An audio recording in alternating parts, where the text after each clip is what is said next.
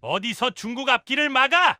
얼마 전까지만 해도 큰 소리 뻥뻥 치던 중국이었습니다. 하지만 중국이 비밀리에 계획했던 군사 프로젝트가 모두 실패로 돌아갔습니다. 갑자기 마비된 시스템에 당황하고 있을 때 조용히 웃은 건 한국이었어요. 아무런 희생 없이 중국을 몰살시킨 한국의 비밀이 무엇인지 바로 알아보겠습니다. 제 이름은 데이비드 첸이고 국방정보국 동아시아 전자전 분석과에서 14년째 근무하고 있으며 지금은 중국 사이버전 대응팀 수석 분석관을 맡고 있어요. 오늘은 화요일 오후 11시였고 워싱턴 펜타곤 지하 3층 상황실 안은 냉방이 과하게 나와 쌀쌀했지만 저는 모니터 6개 앞에 앉아 땀을 흘리고 있었습니다. 천장에 형광등이 차갑게 빛나고 있었고 정면 스크린에는 지난주 실시된 중국군 전자전 모의훈련 로그 분석 결과라는 제목이 떠 있었어요. 상황실 안에는 저 혼자뿐이었고 복도 밖에서 간헐적으로 들리는 발걸음 소리만 조용히 울리고 있었습니다. 저는 마우스를 움직이며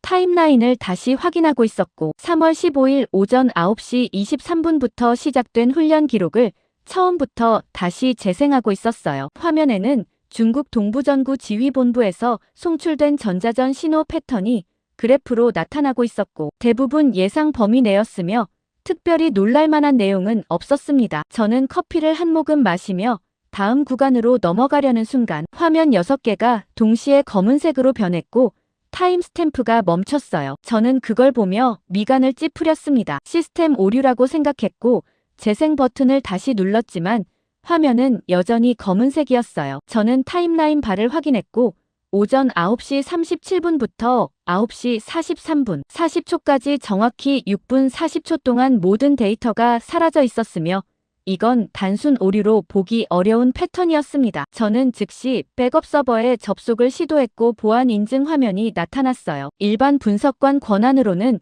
접근할 수 없는 구간이었고 상급 승인이 필요했지만 저는 망설이지 않고 비상접근 코드를 입력하기 시작했습니다. 키보드 소리가 상황실 안에 울렸고 화면에 경고 메시지가 떴지만 저는 무시하고 계속 진행했어요. 30초 후 백업 로그가 열렸고 저는 화면을 응시했습니다. 6분 40초 구간의 원본 데이터가 나타나기 시작했고 처음 30초는 정상 신호 패턴이었지만 그 이후부터 이상한 변화가 감지됐어요. 중국군 장성 12명의 인사 기록 파일이 동시에 삭제되는 로그가 나타났고 삭제 권한은 중앙군사위원회 직속으로 되어 있었으며 이건 일반적인 훈련 기록에서는 절대 볼 수 없는 항목이었습니다. 저는 마우스를 움직이며 해당 구간을 확대했고 추가 데이터를 확인하기 시작했어요. 그 순간 화면 하단에 짧은 문장 하나가 깜빡이며 나타났습니다. 전력망 붕괴 실험 성공이라는 8글자였고 저는 그 문장을 보며 얼어붙었어요. 실험 성공이라니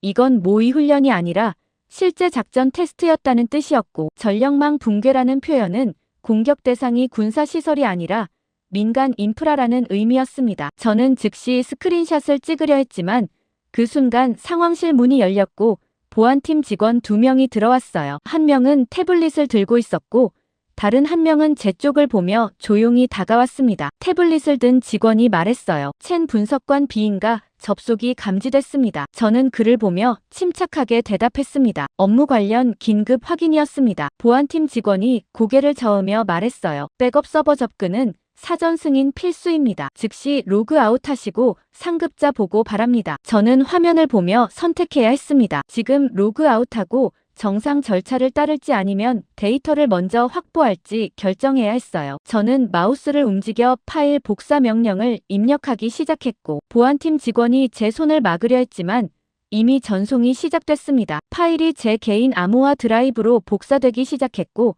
진행률 바가 천천히 올라가고 있었어요. 보안팀 직원이 상급자에게 연락하기 시작했고 저는 화면만 보고 있었습니다. 80%까지 올라갔고 90%를 넘어섰으며 완료 메시지가 뜨는 순간 저는 로그아웃 버튼을 눌렀어요. 보안팀 직원이 저를 보며 말했습니다. 상급자 면담 요청 들어왔습니다. 지금 3층 회의실로 이동하십시오. 저는 자리에서 일어나며 고개를 끄덕였고 암호화 드라이브를 주머니에 넣었습니다. 복도를 걸어 회의실로 향하는 동안 저는 휴대폰을 꺼내 메시지를 확인했고 한국에서 온 번호가 하나 보였어요. 발신자는 박준호였고 내용은 짧았습니다. 이미 시작됐다는 4글자였고 저는 그 문장을 보며 긴장했어요. 박준호라니 지난달 서울 안보포럼에서 만났던 한국 국방부 사이버안보팀 연구원이었고, 당시 그는 중국 전력망 공격 시나리오를 설명하며 3개월 내 실행 가능성을 언급했지만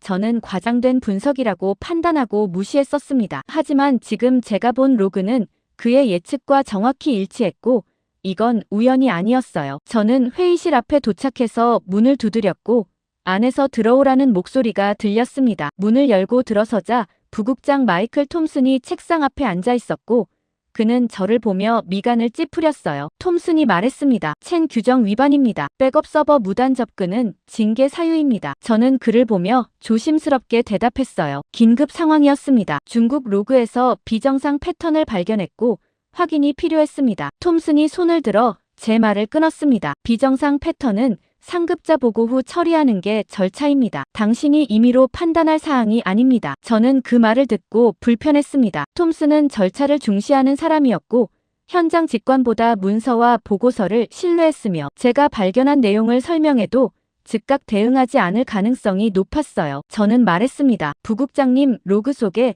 전력망 공격 실험 기록이 있습니다. 톰슨이 저를 보며 물었어요. 증거가 있습니까? 저는 주머니에서 암호화 드라이브를 꺼내려 했지만 그 순간 망설였습니다. 이 데이터를 지금 넘기면 즉시 상부로 올라갈 거였고 제 권한은 박탈될 거였으며 추가 조사 기회도 사라질 거였어요. 저는 드라이브를 다시 주머니에 넣으며 조용히 말했습니다. 재확인 후 보고하겠습니다. 톰슨이 고개를 끄덕이며 대답했어요. 오늘 중으로 정식 보고서 제출하십시오. 그리고 당분간 백업 서버 접근 권한은 정지됩니다. 회의실을 나와 복도를 걸으며 저는 선택해야 했습니다. 데이터를 상부에 넘기고 정상 절차를 따를지 아니면 박준호에게 먼저 연락해서 추가 정보를 확보할지 결정해야 했어요. 저는 엘리베이터를 타고 1층 로비로 내려갔고 밖으로 나서자 워싱턴의 습한 공기가 얼굴을 감쌌습니다. 저는 휴대폰을 꺼내 박준호에게 메시지를 보냈어요. 확인했다, 만나야 한다는 짧은 문장이었고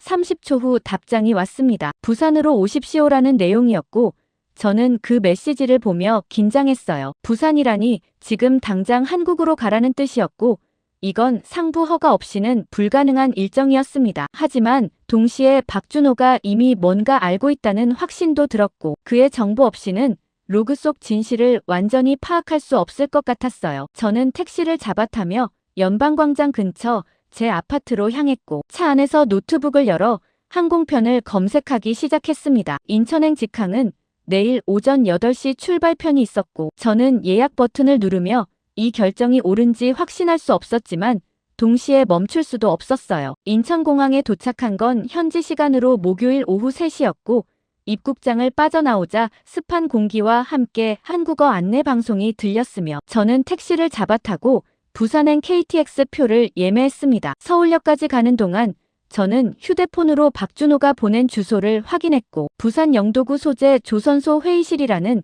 간단한 설명만 있었어요. 기차를 타고 남쪽으로 내려가는 동안 저는 노트북을 열어 어제 확보한 로그 파일을 다시 분석하기 시작했고 6분 40초 구간을 반복해서 재생하며 패턴을 찾고 있었습니다. 중국군 장성 12명의 인사 기록 삭제는 명백히 숙청 신호였고 전력망 붕괴 실험 성공이라는 문구는 그 숙청이 실패한 작전 때문이 아니라 성공한 실험을 은폐하기 위한 조치였다는 뜻으로 해석됐어요. 저는 그 논리를 정리하며 보고서 초안을 작성하기 시작했지만 동시에 불안했습니다. 이 데이터를 워싱턴에 보내는 순간 제 권한은 박탈될 거였고 박준호를 만나기 전에 상부가 개입하면 추가 정보를 확보할 기회가 사라질 거였어요. 부산역에 도착해서 저는 다시 택시를 타고 영도대교를 건넜고 창밖으로 거대한 크레인들이 늘어선 조선소 단지가 보이기 시작했습니다. 택시기사가 목적지 앞에서 차를 세웠고 저는 내려서 주변을 둘러봤어요. 오래된 사무동 건물이었고 외벽은 녹슨 철판으로 덮여 있었으며 입구에는 경비실만 달랑 있었습니다. 저는 경비에게 박준호를 찾는다고 말했고 경비가 전화를 걸더니 3층으로 올라가라고 안내했어요. 엘리베이터를 타고 3층에 도착하자 복도 끝에서 박준호가 걸어 나왔고 그는 캐주얼한 셔츠에 청바지 차림이었으며 여전히 침착한 표정이었습니다. 박준호가 손을 내밀며 말했어요. 오시느라 수고하셨습니다. 저는 악수를 나누며 그를 따라 복도를 걸었고 회의실 문을 열고 들어섰습니다. 방 안에는 대형 모니터 4개가 벽면에 설치되어 있었고 테이블 위에는 노트북 2대와 서버 장비 하나가 놓여 있었어요. 박준호가 의자를 가리키며 앉으라고 했고 저는 가방에서 노트북을 꺼내 테이블 위에 올려놓았습니다. 저는 그에게 말했어요. 로그를 확인했습니다. 당신 예측이 맞았습니다. 박준호가 고개를 끄덕이며 조용히 대답했습니다. 예측이 아니라 확인이었습니다. 저는 그 말을 듣고 미간을 찌푸렸어요. 확인이라니 박준호가 이미 동일한 정보를 갖고 있었다는 뜻이었고 그렇다면 왜 저를 여기까지 부른 건지 이해할 수 없었습니다. 저는 물었어요. 그럼 제가 왜 여기 와야 했습니까? 박준호가 모니터를 켜며 설명하기 시작했습니다. 당신이 본 건 결과이고 저는 구조를 보여드리려고 합니다. 화면에 복잡한 시스템 다이어그램이 나타나기 시작했고 중국 전력망 제어 시스템의 계층 구조가 표시되고 있었어요. 박준호가 특정 노드를 가리키며 말했습니다. 여기가 붕괴 지점입니다. 저는 화면을 보며 집중했습니다. 그가 가리킨 노드는 지역 배전 제어 시스템이었고 전국 단위주 제어 시스템과 연결되어 있었으며 특정 조건에서 자동으로 차단되는 구조로 설계되어 있었어요. 박준호가 계속 설명했습니다. 중국은 2015년부터 전력망 자동화를 추진했고 모든 지역 시스템을 중앙에서 통합 제어하는 구조를 만들었지만 동시에 과부하 방지를 위한 자동 차단 조건을 삽입했습니다. 저는 그 설명을 듣고 이해했어요. 자동 차단 조건이라는 건 안전장치였고 과부하 발생 시 전체 시스템을 보호하기 위해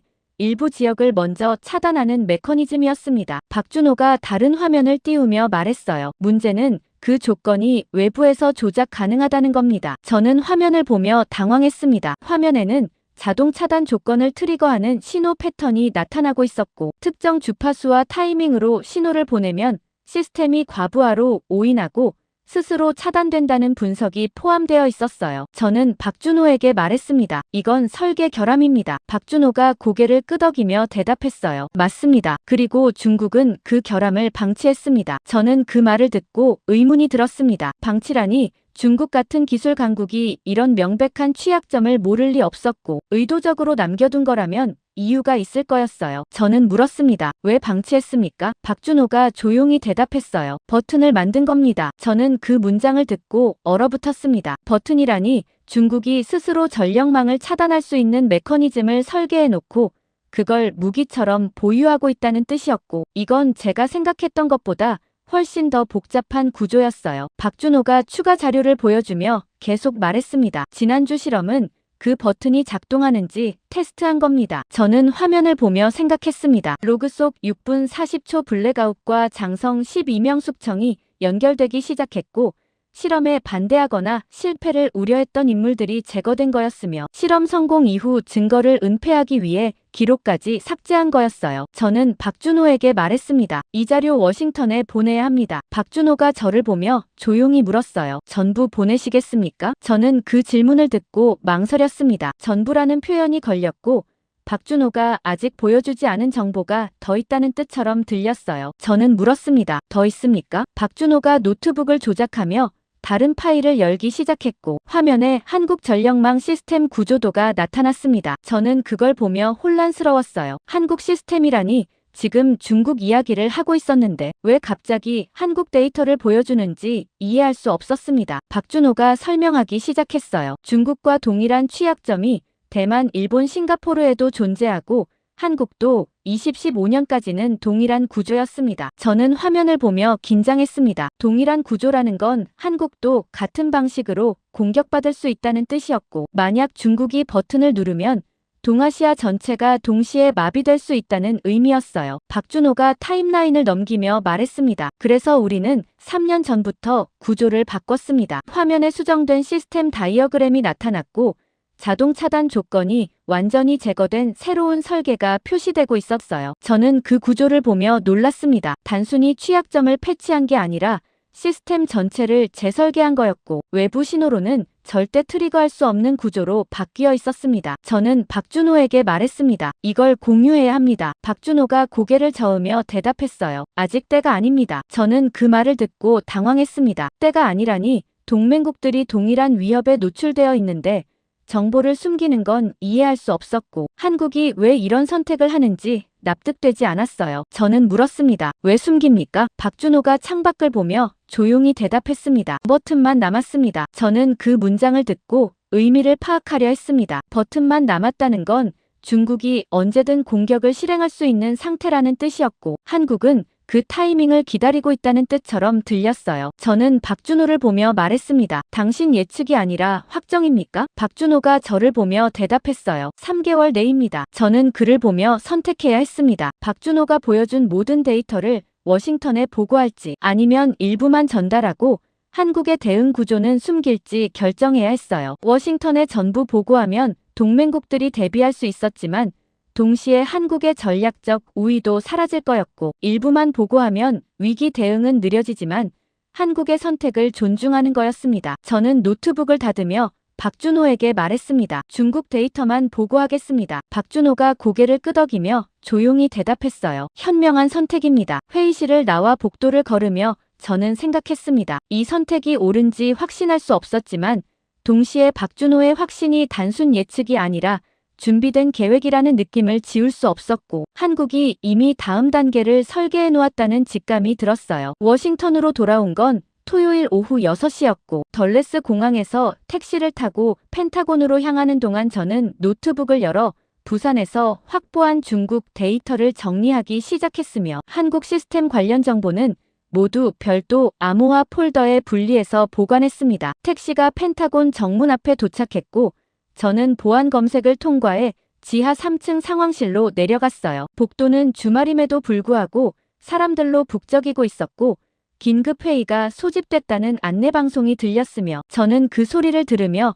불안해지기 시작했습니다. 상황실 문을 열고 들어서자 부국장 톰슨과 분석팀 직원 6명이 이미 모여 있었고 정면 스크린에는 긴급이라는 붉은 글자가 깜빡이고 있었어요. 톰슨이 저를 보며 급하게 말했습니다. 첸 대만에서 긴급 상황 발생했네. 저는 그 말을 듣고 긴장했습니다. 대만이라니 박준호가 언급했던 취약점 보유 국가 중 하나였고 뭔가 이미 시작된 것 같았어요. 톰슨이 스크린을 전환하며 설명하기 시작했습니다. 현지 시간 오늘 오전 11시 30분경 TSMC 신주 공장 EUV 라인 전체가 동시에 정지했고 타이난 공장도 동일 시각 가동 중단됐으며 현재까지 복구 실패 상태입니다. 저는 화면을 보며 얼어붙었습니다. EUV 라인 동시 정지라니 이건 단순 고장이 아니라 시스템 전체를 타겟으로 한 공격이었고 박준호가 경고했던 시나리오가 현실화되고 있다는 신호였어요. 분석팀 책임자 제니퍼 로스가 추가 보고를 시작했습니다. 공격 흔적은 발견되지 않았고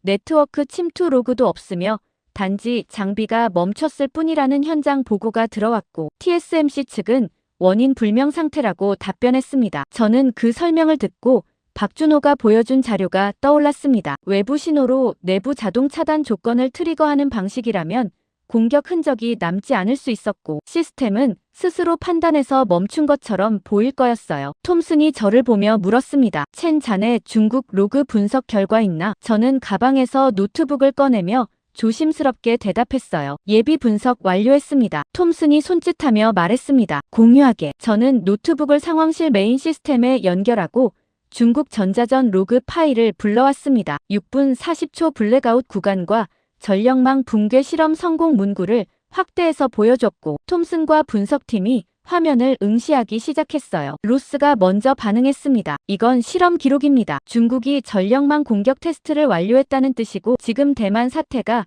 그 실전 적용일 가능성이 높습니다. 저는 그 분석을 듣고 동의할 수밖에 없었습니다. 로스 논리가 합리적이었고 시간 순서도 일치했으며 중국이 실험 후 즉시 실전 공격을 개시했다는 가설은 설득력이 있었어요. 톰슨이 저를 보며 물었습니다. 첸 자네 의견은 어떤가? 저는 화면을 보며 망설였습니다. 박준호가 보여준 자료에 따르면 이건 외부 공격이 아니라 시스템 내부 취약점이 발동한 거였고 중국이 직접 개입하지 않았을 가능성도 있었지만 그 정보를 지금 공유하면 한국 데이터까지 노출될 수 있었어요. 저는 조심스럽게 대답했습니다. 중국 공격으로 판단하는 게 합리적입니다. 톰슨이 고개를 끄덕이며 즉시 지시를 내렸습니다. 국가안보회의 긴급보고 준비하고 태평양 사령부의 전자전 대응 태세 상향 통보하게. 저는 그 지시를 듣고 긴장했습니다. 전자전 대응 태세 상향이라니 미군이 적극 개입을 시작한다는 뜻이었고, 만약 판단이 틀렸다면 상황을 더 악화시킬 수 있었어요. 저는 톰슨에게 조심스럽게 말했습니다. 부국장님, 추가 확인이 필요합니다. 톰슨이 저를 보며 단호하게 대답했어요. 시간이 없네. TSMC 라인이 멈춘 상태에서 글로벌 반도체 공급망 전체가 위협받고 있고 즉각 대응이 필요합니다. 저는 더 이상 반박하지 못했습니다. 톰슨 논리가 틀리지 않았고 현장 상황도 긴급했으며 제가 가진 추가 정보를 지금 공개하지 않는 한 판단을 바꿀 수 없었어요. 상황실 안이 바빠지기 시작했고 분석팀은 즉시 보고서 작성에 들어갔으며 저는 제자리로 돌아가 모니터 앞에 앉았습니다. 화면에는 대만 현장에서 송출되는 실시간 영상이 나타나고 있었고 TSMC 공장 외부에 긴급 차량들이 모여 있었으며 기술진들이 급하게 건물 안으로 들어가고 있었어요. 저는 그 영상을 보며 박준호의 경고가 떠올랐습니다. 버튼만 남았다는 그 문장이 계속 머릿속을 맴돌았고 지금 벌어지는 상황이 그 버튼이 눌린 결과라면 제가 방금 내린 판단은 완전히 틀린 거였어요. 저는 휴대폰을 꺼내 박준호에게 메시지를 보냈습니다. TSMC 정지 상황 확인했습니까? 라는 짧은 문장이었고 1분 후 답장이 왔어요. 예상대로입니다. 라는 4글자였고 저는 그 답장을 보며 손이 떨렸습니다. 예상대로라니 박준호는 이미 이 사태를 알고 있었고 심지어 시기까지 예측했다는 뜻이었으며 한국은 방관하고 있다는 의미였어요. 저는 추가 메시지를 보냈습니다. 중국 공격입니까? 박준호의 답장은 즉시 왔습니다. 아닙니다. 저는 그 답장을 보며 얼어붙었습니다. 아니라니, 그럼 제가 방금 톰슨에게 보고한 내용은 완전히 틀린 거였고 미군 대응도 잘못된 방향으로 가고 있다는 뜻이었어요. 저는 즉시 추가 질문을 보냈습니다. 그럼 뭡니까? 박준호의 답장이 왔습니다. 자체 붕괴입니다. 저는 그 문장을 보며 이해했습니다. 중국이 버튼을 누른 게 아니라 시스템 자체가 특정 조건에서 스스로 무너진 거였고 외부 공격이 아니라 내부 설계 결함이 발동한 거였어요. 저는 자리에서 일어나 톰슨에게 다가가려 했지만 그 순간 상황실 스크린에 새로운 경보가 떴습니다. 추가 보고 일본 도쿄 전력 시스템 이상 징후 감지라는 문구였고 저는 화면을 보며 숨이 막혔어요. 일본까지라니 이건 대만만의 문제가 아니라 지역 전체로 확산되고 있다는 신호였고 박준호가 언급했던 동일 구조 보유 국가들이 연쇄적으로 무너지기 시작하는 거였습니다. 톰슨이 긴급 전화를 받으며 소리쳤습니다. 태평양 사령부 전자전 대응 즉시 개시 승인됐네. 저는 그 말을 듣고 패닉에 빠졌습니다. 전자전 대응 개시라니 미군이 중국을 타겟으로 전자교란을 시작한다는 뜻이었고 만약 중국이 공격하지 않았다면 이 대응 자체가 새로운 충돌을 촉발시킬 수 있었어요. 저는 톰슨에게 급히 다가가 말했습니다. 부국장님, 대응 보류 필요합니다. 톰슨이 저를 보며 물었어요. 이유가 뭔가? 저는 휴대폰 화면을 보여주려 했지만 망설였습니다. 박준호의 메시지를 공개하면 한국정보원과 비공식 접촉했다는 사실이 드러날 거였고 제 판단 근거를 설명하려면 부산에서 확보한 모든 데이터를 공유해야 했어요. 저는 조심스럽게 말했습니다. 추가 분석이 필요합니다. 톰슨이 고개를 저으며 단호하게 대답했어요. 이미 결정됐네. 저는 더 이상 말하지 못했고 상황실 안은 긴급 대응 체제로 전환되기 시작했습니다. 분석팀은 중국 전자전 시스템 약점을 찾기 시작했고 작전팀은 교란 신호 송출 준비를 시작했으며 저는 제 자리로 돌아가 모니터 앞에 앉아 화면만 보고 있었어요. 박준호의 메시지가 계속 떠올랐고 자체 붕괴라는 그 문장이 머릿속을 맴돌았으며 제가 방금 촉발시킨 대응이 상황을 더 악화시킬 거라는 확신이 점점 강해지고 있었습니다. 저는 노트북을 열고 보고서 수정을 시작했지만 이미 늦었다는 걸 알고 있었고 미군 대응은 시작됐으며 제 선택이 되돌릴 수 없는 결과를 만들어내고 있다는 무게감이 어깨를 짓눌렀어요. 미군 전자전 대응이 시작된 건 현지 시간 일요일 새벽 2시였고 저는 상황실에서 실시간 작전 모니터를 보고 있었으며 태평양 사령부에서 송출하는 전자교란 신호가 중국 동부 해안 방향으로 전파되는 경로가 화면에 표시되고 있었습니다. 톰슨이 작전팀과 통화하며 진행 상황을 확인하고 있었고 분석팀은 중국 측 반응을 추적하기 시작했으며 상황실 안은 긴장된 침묵 속에서 키보드 소리만 간헐적으로 울리고 있었어요. 저는 제 모니터 앞에 앉아 대만 TSMC 현장 데이터를 계속 확인하고 있었고 복구 시도가 여러 번 이뤄졌지만 모두 실패했다는 보고가 반복되고 있었으며 장비는 여전히 멈춘 상태였습니다. 작전 개시 15분 후 첫 번째 이상 신호가 감지됐고 로스가 급하게 소리쳤어요. TSMC 타이난 공장 추가 라인 정지 발생했습니다. 저는 화면을 전환해서 타이난 데이터를 확인했습니다. 기존에 멈춰있던 EUV 라인뿐 아니라 정상 가동 중이던 구형 라인까지 동시에 정지되기 시작했고 이건 복구가 아니라 확산이었어요. 톰슨이 작전팀에 연락하며 물었습니다. 우리 신호 때문입니까? 작전팀 책임자 목소리가 스피커로 들렸습니다. 확인 중입니다. 저는 노트북을 열어 박준호가 보여줬던 시스템 구조도를 다시 불러왔고 자동 차단 조건 트리거 메커니즘을 재확인하기 시작했습니다. 외부 신호가 특정 주파수 범위에 들어오면 시스템이 과부하로 오인하고 스스로 차단된다는 설명이 있었고 미군이 지금 송출하는 전자교란 신호가 그 범위에 정확히 겹칠 가능성이 보였어요. 저는 즉시 계산을 시작했습니다. 미군 신호 주파수는 3.2 기가헤르츠 대역이었고 박준호 자료에 명시된 트리거 범위는 3.1에서 3.3 기가헤르츠였으며 완전히 일치하고 있었습니다. 저는 톰슨에게 급히 다가가 말했어요. 부국장님, 신호 송출 즉시 중단해야 합니다. 톰슨이 저를 보며 물었습니다. 왜죠? 저는 노트북 화면을 보여주며 설명하기 시작했어요. 우리 신호가 대만 시스템 자동 차단 조건을 트리거하고 있습니다. 중국 공격이 아니라 시스템 내부 취약점입니다. 톰슨이 화면을 보며 미간을 찌푸렸고 로스가 끼어들며 말했습니다. 하지만 초기 정지는 우리 신호 이전에 발생했습니다. 저는 그 반박을 듣고 인정할 수밖에 없었습니다. 로스 말이 맞았고 최초 TSMC 정지는 미군 대응 시작 전이었으며 제 설명만으로는 전체 상황을 다 설명할 수 없었어요. 그 순간 상황실 스크린에 새로운 경보가 연달아 떴습니다. TSMC 신주 공장 전 라인 완전 정지 확인됐고 일본 도쿄 전력 시스템 비상경보 발령됐으며 싱가포르 글로벌 파운드리 공장 일부 라인 이상 징후 감지됐다는 보고가 동시에 들어왔어요. 저는 화면을 보며 얼어붙었습니다. 대만만이 아니라 일본 싱가포르까지 연쇄적으로 무너지기 시작했고 박준호가 언급했던 동일 구조 보유 국가들이 정확히 같은 패턴으로 붕괴되고 있었으며 이건 미군 신호가 촉발한 도미노였습니다. 톰슨이 작전팀에 즉시 지시를 내렸습니다. 신호 송출 일시 중단하고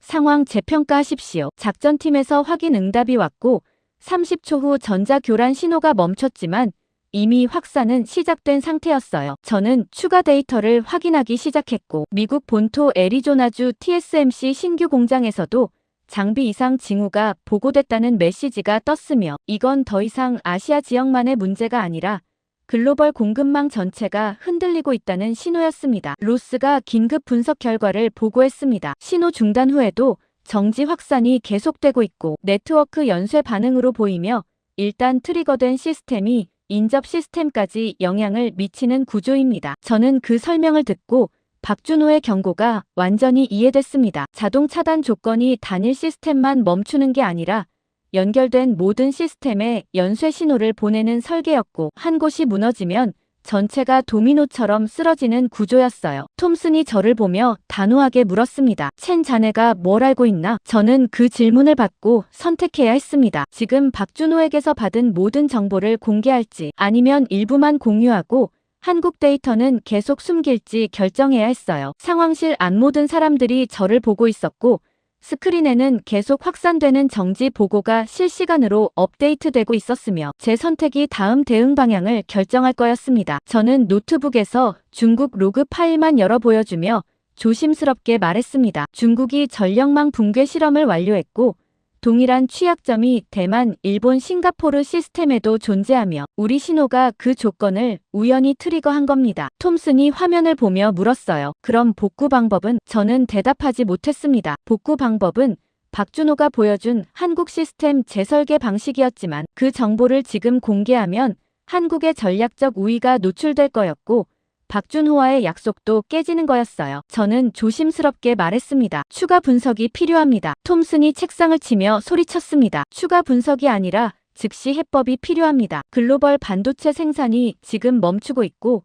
이틀만 지나도 공급망 전체가 마비됩니다. 저는 그 말을 듣고 압박을 느꼈습니다. 톰슨 말이 맞았고 시간이 없었으며 제가 정보를 숨기는 동안 피해는 계속 확산되고 있었어요. 로스가 추가 보고를 했습니다. 중국 측 반응 분석 결과 그들도 당황하고 있고 공격 주체가 아니라는 정황이 명확하며 내부 시스템 점검에 들어간 것으로 보입니다. 저는 그 보고를 듣고 안도했습니다. 적어도 중국과의 직접 충돌은 피할 수 있게 됐고 제가 촉발한 오판이 전쟁으로 확대되지는 않을 거였어요. 하지만 동시에 불안했습니다. 전쟁은 막았지만 경제적 붕괴는 막지 못했고 제 선택이 상황을 더 악화시켰다는 죄책감이 몰려왔습니다. 톰슨이 긴급회의 소집을 지시했고 국가안보회의 직통 연결이 준비되기 시작했어요. 저는 제자리로 돌아가 모니터 앞에 앉았고 화면에는 계속 업데이트되는 피해 현황이 나타나고 있었습니다. TSMC 전 라인 정지 확정됐고 일본 르네사스 공장 일부 정지됐으며 싱가포르 공장 복구 시도 실패했다는 보고가 이어졌어요. 저는 휴대폰을 꺼내 박준호에게 메시지를 보냈습니다. 미군 대응이 상황 악화시켰습니다.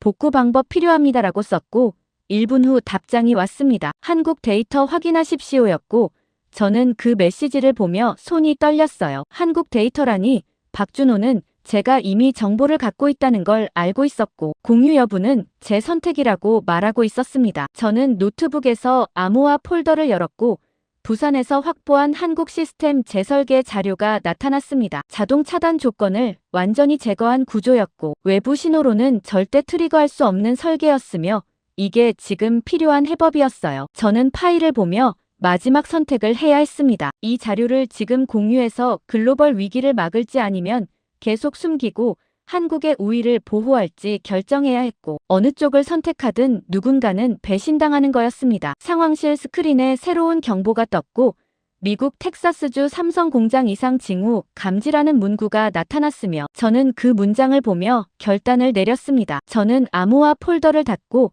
파일을 공유하지 않기로 했어요. 한국 데이터를 지금 노출하면 박준호의 신뢰를 잃을 거였고 앞으로 어떤 정보도 받을 수 없을 거였으며 장기적으로는 더 큰 손실이라고 판단했습니다. 저는 보고서를 수정하기 시작했고 중국 취약점 분석만 포함시키고 복구 방법은 추가 연구 필요라고 명시했으며 한국 관련 내용은 완전히 삭제했습니다. 톰슨이 제 보고서를 받아보고 미간을 찌푸렸지만 더 이상 묻지 않았고 국가안보회의 보고 준비에 들어갔어요. 저는 자리에 앉아 화면만 보고 있었고 제가 방금 내린 선택이 옳은지 확신할 수 없었지만 돌이킬 수는 없었으며 위기는 계속 확산되고 있었습니다. 국가안보회의 보고가 끝난 건 일요일 오후 4시였고 저는 상황실로 돌아와 모니터 앞에 앉아 각국 피해 현황을 업데이트하고 있었으며 화면에는 붉은색으로 표시된 정지 공장 목록이 계속 늘어나고 있었습니다. TSMC 대만 전 라인 완전 정지 확정됐고 일본 르네사스와 소니 반도체 공장 부분 정지됐으며 싱가포르 글로벌 파운드리 복구 실패했고 미국 텍사스 삼성 공장은 일부 라인만 가동 중단된 상태였어요. 로스가 제 옆으로 다가와 태블릿을 보여주며 말했습니다. 첸 지역별 피해 패턴 분석 결과입니다. 저는 화면을 봤습니다. 아시아 태평양 지역 주요 반도체 생산 시설 12곳 중 9곳이 정지 또는 불안정 상태였고 북미 지역은 3곳 중 1곳이 영향받았으며 유럽은 아직 보고 없다는 요약이 나타나고 있었어요. 저는 그 데이터를 보며 패턴을 확인하기 시작했고 대만, 일본, 싱가포르처럼 박준호가 언급했던 취약점 보유 국가들이 집중적으로 타격받고 있다는 게 명확했습니다. 로스가 추가 설명을 했어요. 흥미로운 건 한국 데이터입니다. 저는 그 말을 듣고 긴장했습니다. 한국이라니 박준호가 보여줬던 재설계 시스템이 실제로 작동하고 있는지 확인할 기회였고 동시에 제가 숨긴 정보가 드러날 위험도 있었어요. 저는 조심스럽게 물었습니다. 한국은 어떻습니까? 로스가 태블릿을 조작하며 한국 섹션을 열었습니다. 삼성 평택 공장 정상 가동 중이고 화성 공장도 안정적이며 전력 시스템 이상 없고 냉각 시스템 모두 정상 범위라는 보고가 나타나고 있었어요. 저는 화면을 보며 예상했던 대로라고 생각했습니다. 한국은 멀쩡했고 박준호가 보여준 재설계 구조가 실제로 작동하고 있었으며 동일한 외부 조건에서도 영향받지 않는 유일한 나라였습니다. 로스가 미간을 찌푸리며 말했어요. 이상합니다. 동일 지역 동일 시간대인데 한국만 정상이라는 건 설명이 안 됩니다. 저는 그 말을 듣고 대답하지 못했습니다. 설명은 할 수 있었지만 그러려면 부산에서 확보한 자료를 공개해야 했고 아직 그럴 준비가 안 됐어요. 로스가 계속 말했습니다. 데이터 오류일 가능성 있습니다. 현장 재확인 요청하겠습니다. 저는 고개를 끄덕였지만 동시에 불안했습니다. 재확인해도 결과는 같을 거였고 한국이 정말 멀쩡하다는 게 확정되면 모두가 이유를 물을 거였어요. 30분 후 현장 재확인 결과가 들어왔고 로스가 다시 제 자리로 왔습니다. 확인됐습니다. 한국 공장들 모두 정상 가동 중이고 전력 냉각 시스템 안정적이며 어떤 이상 징후도 없습니다. 저는 그 보고를 듣고 인정할 수밖에 없었습니다. 한국은 진짜 멀쩡했고 글로벌 반도체 공급망이 무너지는 와중에 유일하게 살아있는 생산 거점이었어요. 로스가 저를 보며 물었습니다. 첸, 한국이 뭔가 다른 시스템 쓰고 있는 겁니까? 저는 그 질문을 받고 선택해야 했습니다. 지금 사실대로 대답할지 아니면 모른다고 회피할지 결정해야 했고 어느 쪽을 선택하든 결과는 달라질 거였어요. 저는 조심스럽게 대답했습니다. 확인이 필요합니다. 로스가 고개를 끄덕이며 말했어요. 긴급 분석 올리겠습니다. 톰슨 부국장한테 보고 필요합니다. 저는 제자리로 돌아와 노트북을 열고 한국 데이터를 다시 확인하기 시작했습니다. 박준호가 보여줬던 시스템 재설계 자료를 불러왔고 자동 차단 조건 제거 구조를 재분석하기 시작했어요. 설계는 명확했습니다. 외부 신호를 받아도 시스템이 과부하로 오인하지 않도록 필터링 레이어를 추가했고 전력과 냉각이 통합 제어되는 구조로 바꿔서 한 곳이 무너져도 전체가 연쇄 붕괴하지 않게 만들었으며 이 모든 게 3년 전부터 준비됐다는 타임라인이 명시되어 있었어요. 저는 화면을 보며 생각했습니다. 한국은 대비한 게 아니라 예상하고 먼저 움직인 거였고 글로벌 시스템이 무너질 거라는 걸 미리 알고 있었으며 스스로만 살아남을 구조를 완성해 놓은 거였습니다. 그 순간 톰슨이 상황실로 들어왔고 로스에게서 보고를 받더니 저를 불렀어요. 첸, 한국 상황 설명하게. 저는 자리에서 일어나 톰슨 앞으로 갔고 그는 팔짱을 낀 채 저를 보고 있었습니다. 저는 조심스럽게 말했습니다. 한국 공장들이 정상 가동 중입니다. 톰슨이 단도직입적으로 물었어요. 왜죠? 저는 대답하지 못했습니다. 왜냐고 묻는다면 한국이 다른 시스템을 쓰고 있기 때문이라고 답해야 했지만 그 시스템이 뭔지 설명하려면 박준호 자료를 공개해야 했어요. 톰슨이 제 침묵을 보며 미간을 찌푸렸습니다. 자네 뭔가 알고 있나? 저는 그 질문을 받고 긴장했습니다. 톰슨은 제가 정보를 숨기고 있다는 걸 의심하고 있었고 지금 부인하면 나중에 더 큰 문제가 될 수 있었어요. 저는 조심스럽게 대답했습니다. 추가 조사가 필요합니다. 톰슨이 단호하게 말했어요. 추가 조사 말고 지금 당장 설명하게. 글로벌 공급망이 무너지는데 한국만 멀쩡하다는 건 우연이 아닙니다. 저는 더 이상 회피할 수 없다는 걸 알았습니다. 저는 노트북을 가져와 한국 시스템 개요만 보여주기로 결정했고 상세 설계는 숨기기로 했어요. 화면을 톰슨에게 돌려 보여주며 말했습니다. 한국이 전력망 제어 시스템을 재설계했고 자동 차단 취약점을 제거한 것으로 보입니다. 톰슨이 화면을 보며 물었습니다. 언제부터? 저는 대답했어요. 3년 전부터입니다. 톰슨이 저를 보며 표정이 굳어졌습니다. 3년 전이라니 한국이 이 사태를 그때부터 예상하고 있었다는 뜻이었고 우리보다 훨씬 앞서 움직이고 있었다는 의미였어요. 톰슨이 조용히 물었습니다. 자네 이걸 언제 알았나? 저는 그 질문을 받고 당황했습니다. 부산 방문 사실을 밝혀야 하는지 아니면 최근에 발견했다고 둘러댈지 선택해야 했어요. 저는 조심스럽게 대답했습니다. 며칠 전 확인했습니다. 톰슨이 미간을 찌푸리며 말했어요. 왜 즉시 보고 안 했나? 저는 대답하지 못했습니다. 즉시 보고 안 한 이유는 박준호와의 약속 때문이었지만 그걸 지금 설명할 수 없었어요. 톰슨이 한숨을 쉬며 말했습니다. 한국 측과 즉시 접촉하게. 시스템 상세 정보 확보가 최우선입니다. 저는 고개를 끄덕였지만 동시에 불안했습니다. 한국 측 접촉이라는 건 공식 채널을 통한 요청이었고 박준호는 비공식 정보원이었으며 제가 중간에서 어떻게 연결할지 명확하지 않았어요. 톰슨이 계속 말했습니다. 국무부 통해서 공식 협력 요청 올리고 자네는 기술 분석 담당하게. 저는 제자리로 돌아와 휴대폰을 꺼냈습니다. 박준호에게 메시지를 보내야 했지만 뭐라고 써야 할지 망설여졌어요. 한국 시스템이 노출됐고 미국이 공식 협력을 요청할 거라는 내용을 어떻게 전달해야 할지 고민했습니다. 저는 결국 짧게 썼어요. 상황 변했습니다.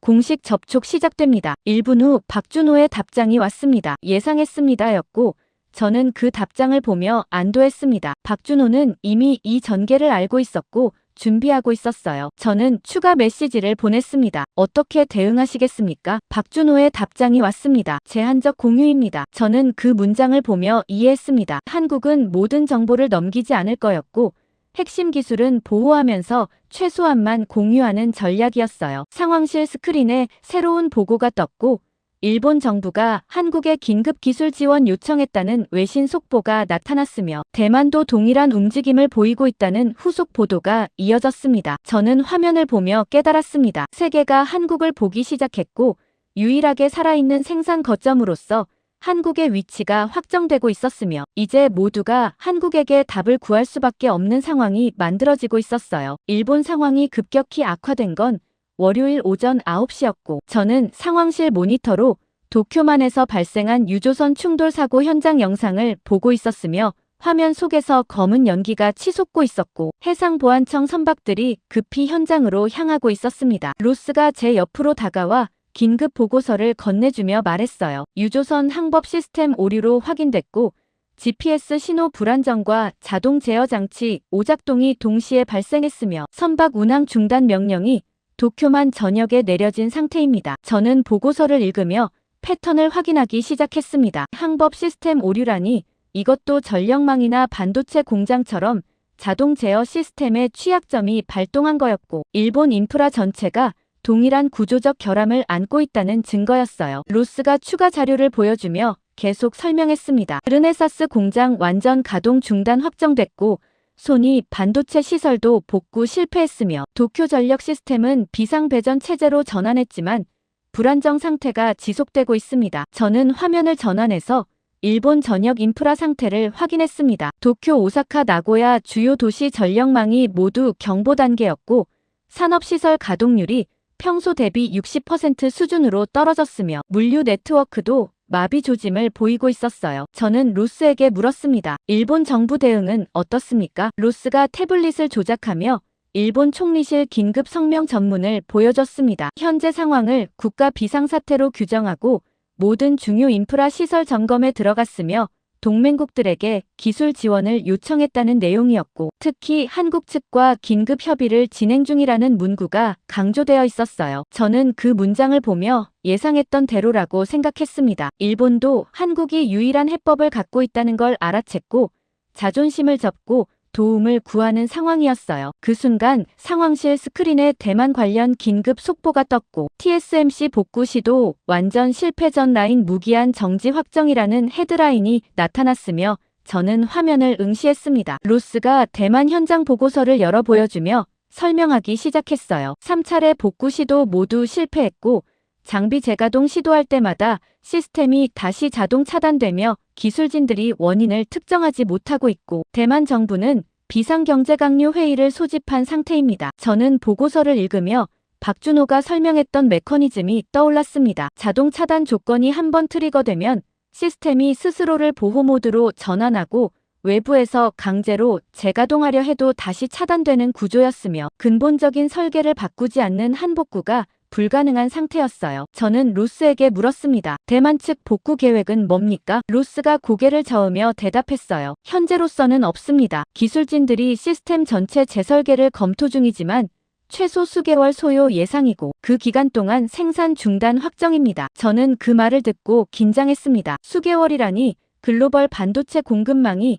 그 기간을 버틸 수 없었고 스마트폰, 자동차, 가전 모든 산업이 연쇄 타격받을 거였어요. 톰슨이 상황실로 들어와 긴급 브리핑을 시작했습니다. 백악관 국가안보회의 결정 사항 전달하겠습니다. 한국 측과 최우선 협력체제 구축하고 기술 이전 협상 즉시 개시하며 필요시 대통령 직접 개입 검토 중입니다. 저는 그 발표를 듣고 놀랐습니다. 대통령 직접 개입이라니 미국이 얼마나 절박한지 드러내는 표현이었고 한국에게 구걸하는 수준까지 내려왔다는 의미였어요. 톰슨이 저를 보며 말했습니다. 첸 한국 측 비공식 접촉 가능한가? 저는 그 질문을 받고 망설였습니다. 박준호와의 연결을 공식화할지 아니면 계속 비공식으로 유지할지 선택해야 했고 공식화하면 제 역할이 명확해지지만 박준호에게 압박이 갈 수 있었어요. 저는 조심스럽게 대답했습니다. 시도해보겠습니다. 톰슨이 고개를 끄덕이며 말했어요. 최대한 빨리 진행하게. 시간이 없습니다. 저는 상황실을 나와 복도로 걸어갔고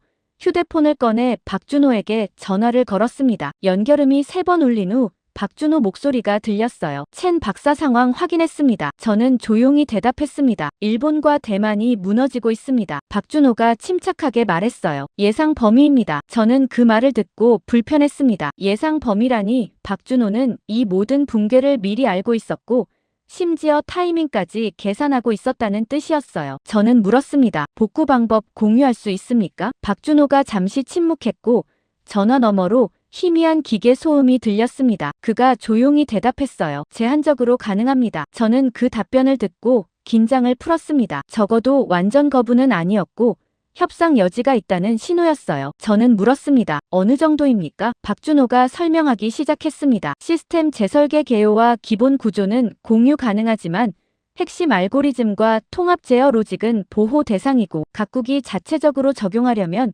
최소 6개월 이상 소요될 겁니다. 저는 그 설명을 듣고 이해했습니다. 한국은 답을 주되 완성품은 주지 않는 전략이었고 각국이 스스로 해결하는 동안 한국의 우위는 계속 유지되는 구조였어요. 저는 조심스럽게 물었습니다. 미국 요구사항 전달하면 검토하시겠습니까? 박준호가 대답했어요. 공식 채널로 오면 검토하겠습니다. 통화가 끝나고 저는 상황실로 돌아왔습니다. 톰슨에게 결과를 보고했고 그는 즉시 국무부에 연락해서 공식 협력 요청 절차를 시작하라고 지시했어요. 저는 제자리로 돌아와 모니터를 켰고 화면에는 일본과 대만 현장 영상이 실시간으로 업데이트되고 있었습니다. 도쿄 시내 일부 지역 정전 발생했고 대만 타이베이 산업단지 가동 중단됐으며 두 나라 증시가 동시에 폭락하고 있다는 속보가 연달아 떴어요. 저는 화면을 보며 생각했습니다. 불과 사흘 전만 해도 일본과 대만은 글로벌 반도체 공급망의 핵심이었고 누구도 이들 없이는 산업을 유지할 수 없다고 믿었지만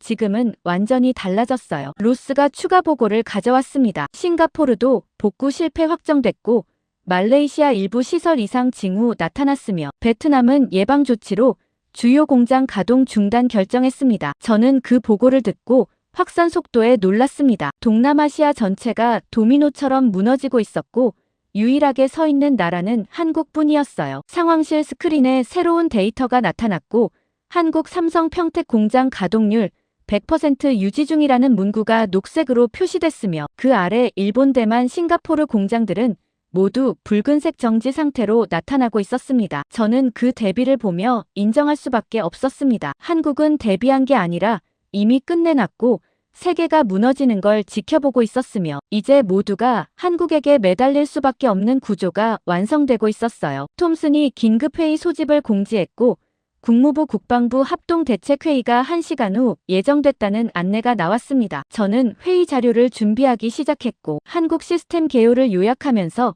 박준호가 제한적 공유만 제안했다는 내용을 포함시켰어요. 자료를 정리하는 동안 저는 계속 생각했습니다. 며칠 전만 해도 저는 한국을 과장된 분석을 하는 이류 국가 정도로 봤고 박준호의 경고를 무시했지만 지금은 완전히 달라졌으며 한국이 판을 설계했고 우리는 그 안에서 움직이고 있다는 현실을 받아들여야 했어요. 국무부 국방부 합동대책회의가 열린 건 월요일 오후 2시였고 저는 국무부 청사 7층 회의실에 앉아 있었으며 정면 스크린에는 한국기술협력 요청안이라는 제목이 떠 있었습니다. 테이블 주변으로 국무부 동아태 차관보 제임스 핸더슨과 국방부 정책 차관 로버트 클라크가 앉아 있었고 양쪽으로 각 부처 실무진 10여 명이 배석하고 있었으며 회의실 안은 냉방이 강하게 나와 차갑게 느껴졌어요. 핸더슨이 회의를 시작하며 말했습니다. 현재 글로벌 반도체 공급망 붕괴로 인한 경제적 피해가 1일 300억 달러 수준으로 추정되고 복구 지연 시 주요 산업 전반에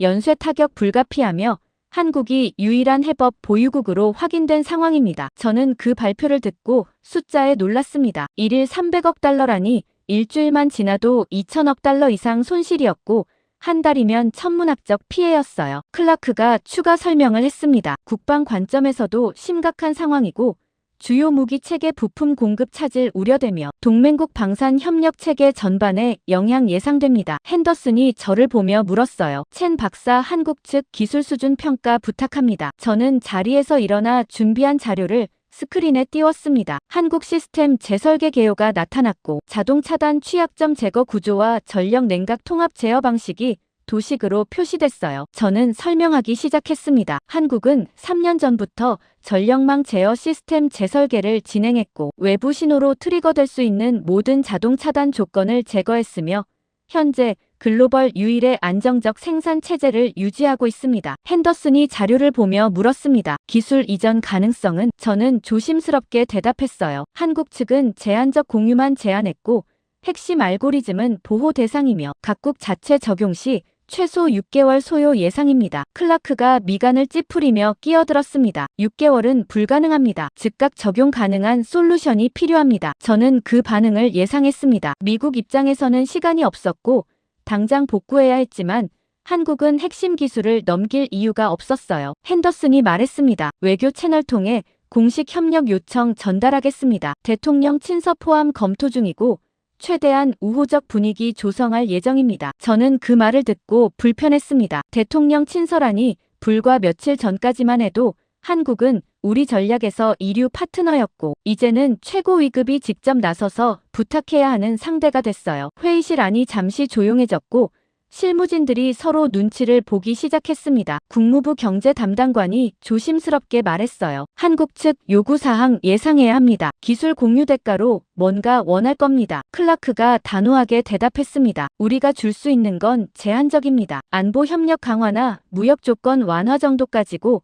핵심 군사기술 이전은 불가합니다. 저는 그 논의를 들으며 생각했습니다. 미국은 여전히 우위를 유지하려 하고 있었지만 현실은 달랐으며 한국이 원하는 걸 거부할 수 있는 입장이 아니었어요. 핸더슨이 회의를 정리하며 말했습니다. 주한 대사관 통해 한국 정부의 공식 협력 제안 전달하고 실무 협의 최대한 신속히 진행하겠습니다. 회의가 끝나고 참석자들이 하나둘 빠져나가기 시작했고 저는 자리에 앉아 노트북을 정리하고 있었습니다. 핸더슨이 제 옆으로 다가와 조용히 말했어요. 첸 박사, 한국 측 비공식 접촉 계속 유지해 주십시오. 공식 채널만으로는 한계 있을 겁니다. 저는 고개를 끄덕였지만 동시에 불안했습니다. 비공식 접촉을 계속하라는 건 박준호를 통해 압박하라는 뜻이었고 제가 중간에서 양쪽 압력을 받을 거였어요. 회의실을 나와 복도를 걸으며 저는 휴대폰을 확인했습니다. 박준호에게서 메시지가 와 있었고 공식 요청 접수됐습니다라는 짧은 문장이었어요. 저는 즉시 답장을 보냈습니다. 검토 일정 어떻게 됩니까? 1분 후 박준호 답장이 왔습니다. 내부 조율 중입니다.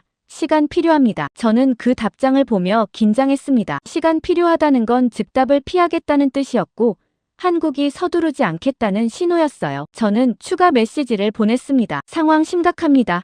빠른 회신 부탁합니다. 박준호의 답장은 간단했습니다. 이해합니다. 저는 그 답장을 보며 답답했습니다. 이해한다고만 하고 구체적 일정은 주지 않았고 한국이 주도권을 완전히 쥐고 있다는 게 느껴졌어요. 이틀 후 수요일 오전 주한 미국 대사관에서 연락이 왔고 한국 측이 실무 협의 일정을 다음 주로 제안했다는 보고였습니다. 저는 그 소식을 듣고 당황했어요. 다음 주라니 일주일이나 더 기다려야 한다는 뜻이었고 그 사이 피해는 계속 확대될 거였습니다. 톰슨이 상황실에서 긴급 회의를 소집했고 저는 올라가서 상황을 보고했습니다. 한국 측이 협의 일정을 지연시키고 있고 즉각 대응 어려운 상황입니다. 톰슨이 책상을 치며 소리쳤어요. 일주일을 어떻게 기다립니까? 하루에 300억씩 손실 나고 있습니다. 저는 조심스럽게 말했습니다. 압박해도 한국이 움직일지 불확실합니다. 톰슨이 저를 보며 단호하게 말했어요. 비공식 채널 총동원하십시오. 어떻게든 당겨야 합니다. 저는 상황실을 나와 복도 끝 빈 회의실로 들어갔고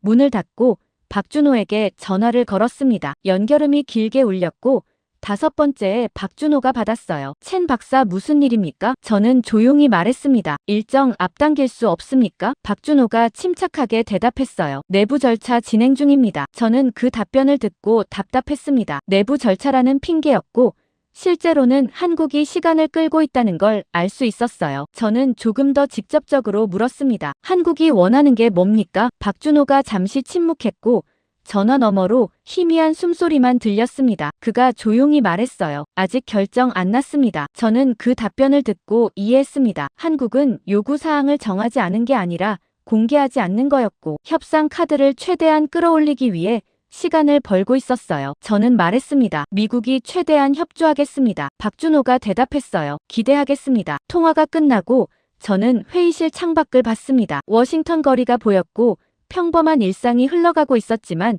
저는 알고 있었어요. 며칠 안에 이 평온함이 깨질 거였고 공급망 붕괴 여파가 일반 시민들에게까지 도달할 거였으며 그때가 되면 정치적 압박이 폭발할 거였습니다. 저는 휴대폰을 꺼내 톰슨에게 메시지를 보냈습니다. 한국 측 일정 조정 불가 확인했습니다. 톰슨의 답장은 즉시 왔어요. 국무부에 추가 압박 요청하겠습니다. 저는 그 답장을 보며 생각했습니다. 추가 압박이라는 게 무슨 의미인지 명확하지 않았지만 미국이 할 수 있는 건 제한적이었고 한국은 그걸 알고 있었으며 우리가 부탁하는 입장이라는 현실은 바뀌지 않았어요. 상황실로 돌아와 저는 모니터 앞에 앉았고 화면에는 각국 피해 현황이 계속 업데이트되고 있었습니다. 일본 산업 생산 지수 30% 하락했고 대만 수출 주문 절반 취소됐으며 싱가포르는 비상경제 대책을 발표한 상태였어요. 반면 한국 데이터는 녹색으로 안정적이었고 삼성 평택 공장은 오히려 증산 체제로 전환했다는 보고까지 올라와 있었습니다. 저는 그 대비를 보며 인정할 수밖에 없었습니다. 불과 일주일 전만 해도 우리는 한국에게 요구하는 입장이었고 지금은 한국에게 부탁하는 입장이 됐으며 이 역전이 얼마나 빠르게 일어났는지 실감하고 있었어요. 부산으로 다시 향한 건 금요일 오전이었고 저는 인천공항에서 KTX를 타고 남쪽으로 내려가며 창밖으로 스쳐 지나가는 한국 풍경을 보고 있었으며 일주일 전과 똑같은 경로였지만 제 시선은 완전히 달라져 있었습니다. 기차가 부산역에 도착했고 저는 택시를 타고 영도구 조선소로 향했으며 박준호가 이번에는 1층 로비에서 직접 저를 맞이했어요. 그는 여전히 캐주얼한 차림이었고 표정은 담담했지만 눈빛에는 무언가 확신이 담겨 있었습니다. 박준호가 손을 내밀며 말했어요. 다시 오셨군요. 저는 악수를 나누며 조용히 대답했습니다. 상황이 급합니다. 박준호가 고개를 끄덕이며 엘리베이터를 가리켰고 우리는 함께 3층으로 올라갔습니다. 복도를 걸어 회의실로 들어서자 이번에는 대형 모니터뿐 아니라 물리적 장비 모형까지 테이블 위에 놓여 있었고 전력 제어 시스템 축소 모델처럼 보이는 구조물이 케이블로 연결되어 있었어요. 저는 그 모형을 보며 물었습니다. 실제 시스템입니까? 박준호가 대답했어요. 10분의 1 스케일 테스트 베드입니다. 저는 모형에 다가가 자세히 살펴봤습니다. 전력 입력단과 냉각 시스템 그리고 반도체 생산 라인을 모사한 부하 장치가 하나로 통합되어 있었고 중앙 제어 유닛이 모든 걸 실시간으로 조율하는 구조였어요. 박준호가 제어 유닛을 가리키며 설명하기 시작했습니다. 기존 시스템은 전력 냉각 생산이 각각 독립적으로 운영됐고 하나가 문제 생기면 연쇄 차단되는 구조였지만 우리는 3년 전부터 이 세 가지를 하나의 통합 루프로 재설계했습니다. 저는 화면을 보며 집중했습니다. 통합 루프라는 개념이 핵심이었고 외부 교란, 신호가 들어와도 시스템이 전체 균형을 유지하면서 흡수하는 방식이었어요. 박준호가 모니터를 켜며 시뮬레이션을 시작했습니다. 외부 신호 주입이라는 버튼을 눌렀고 화면에 교란 파형이 나타나기 시작했으며 기존 시스템이라면 즉시 차단됐을 신호 패턴이었어요. 하지만 통합 제어 유닛이 작동하며 전력 배분을 실시간으로 조정했고 냉각 시스템이 부하를 분산시켰으며 생산 라인은 속도를 미세하게 낮추면서 전체 시스템이 안정적으로 유지됐습니다. 저는 그 과정을 보며 감탄할 수밖에 없었습니다. 단순히 차단 조건을 제거한 게 아니라 시스템 자체를 교란에 면역되도록 재설계한 거였고 이건 몇 달 만에 할 수 있는 작업이 아니었어요. 저는 박준호에게 물었습니다. 이 기술 즉시 공유 가능합니까? 박준호가 저를 보며 조용히 대답했어요. 일부는 가능합니다. 저는 그 답변을 듣고 긴장했습니다. 일부라는 표현이 걸렸고 핵심은 여전히 보호한다는 뜻이었어요. 저는 조심스럽게 물었습니다. 어디까지입니까? 박준호가 모니터를 전환하며 문서를 열었습니다. 시스템 재설계 개요서라는 제목이었고 통합 제어 개념과 기본 아키텍처가 설명되어 있었지만 구체적 알고리즘이나 제어 로직은 블랙박스로 처리되어 있었어요. 박준호가 설명했습니다. 이 문서는 공유 가능하고 각국이 이 개념을 기반으로 자체 시스템 개발할 수 있지만 우리가 3년간 축적한 최적화 데이터와 실시간 제어 알고리즘은 제공하지 않습니다. 저는 그 내용을 보며 계산했습니다. 개념만 받아서 각국이 자체 개발한다면 최소 6개월에서 1년은 걸릴 거였고 그 기간 동안 한국만 정상 생산하는 상태가 유지될 거였어요. 저는 박준호에게 말했습니다. 미국은 즉시 적용 가능한 솔루션을 원합니다. 박준호가 고개를 저으며 대답했어요. 즉시 적용은 불가능합니다. 저는 그 거절을 듣고 불편했습니다. 박준호는 단호했고 협상 여지를 주지 않았으며 한국이 이미 결정을 내린 상태라는 게 느껴졌어요. 저는 조금 더 직접적으로 물었습니다. 한국이 원하는 게 뭡니까? 박준호가 자리에 앉으며 저를 보고 조용히 말했습니다. 우린 대비한 게 아니라 끝내놨습니다. 저는 그 문장을 듣고 얼어붙었습니다. 끝내놨다는 표현이 강렬했고 한국이 단순히 방어 태세를 갖춘 게 아니라 이 상황 자체를 완료했다는 뜻이었어요. 박준호가 계속 말했습니다. 3년 전 우리는 글로벌 시스템 취약점을 발견했고 각국에 경고했지만 아무도 듣지 않았으며 그래서 우리만 먼저 끝냈습니다. 저는 그 말을 듣고 부끄러웠습니다. 3년 전 경고라는 게 아마 여러 경로로 전달됐을 거였고 저도 그중 하나를 받았을 가능성이 있었지만 무시했을 거였어요. 저는 조심스럽게 말했습니다. 그래도 동맹국들입니다. 박준호가 저를 보며 대답했어요. 동맹은 상호적입니다. 저는 그 답변을 듣고 할 말이 없었습니다. 박준호 말이 맞았고 미국이 한국을 동맹으로 대우한 적이 얼마나 되는지 돌아보면 반박할 근거가 없었어요. 박준호가 USB 드라이브를 하나 꺼내 테이블 위에 놓으며 말했습니다. 이 안에 공유 가능한 자료 전부 담았고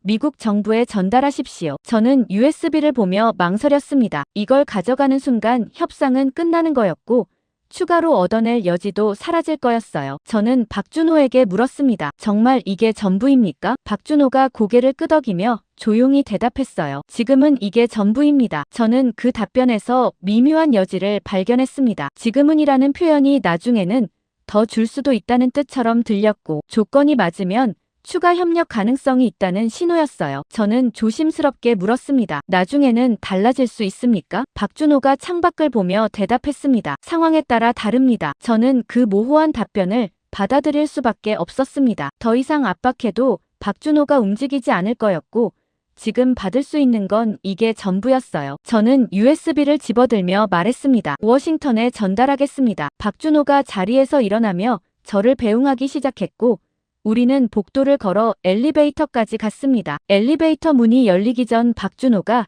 조용히 말했어요. 첸 박사 한 가지만 기억하십시오. 저는 그를 보며 귀 기울였습니다. 박준호가 계속 말했습니다. 우리는 경쟁한 게 아니라 준비했고 지금 보여드리는 건 선의지 의무가 아닙니다. 저는 그 말을 듣고 고개를 끄덕였습니다. 박준호 말이 맞았고 한국은 어떤 의무도 없었으며 지금 주는 것도 협력이 아니라 배려였어요. 엘리베이터를 타고 1층으로 내려와 건물 밖으로 나서자 부산의 차갑고 습한 공기가 얼굴을 스쳤고 저는 택시를 잡아타며 KTX역으로 향했습니다. 차 안에서 저는 USB를 손에 쥐고 생각했어요. 이 안에 담긴 정보로 미국이 얼마나 빨리 복구할 수 있을지 불확실했고 각국이 자체 개발하는 동안 한국의 우위는 계속될 거였으며 글로벌 공급망 구조 자체가 재편될 가능성이 보였습니다. 기차를 타고 서울로 올라가는 동안 저는 노트북을 열어 USB 내용을 미리 확인하기 시작했습니다. 시스템 재설계 개요 문서가 나타났고